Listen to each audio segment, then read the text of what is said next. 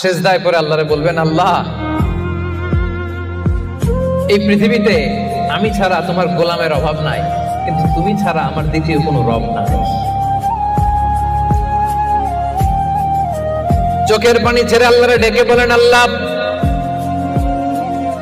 এই জমিনে আমি ছাড়া তোমার গোলামের কোনো অভাব নাই, কিন্তু তুমি ছাড়া দ্বিতীয় কোনো রব আমার নাই, তুমি ছাড়া দ্বিতীয় কোনো জায়গায় চাওয়ার সুযোগ আমার নাই।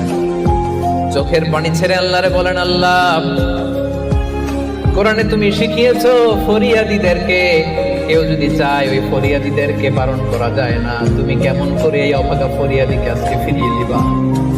চোখের পানি ছেড়ে আল্লাহর কাছে চা, সব তিনি দিয়ে দিতে পারেন। চিল্লায় বলেন ঠিক কিনা?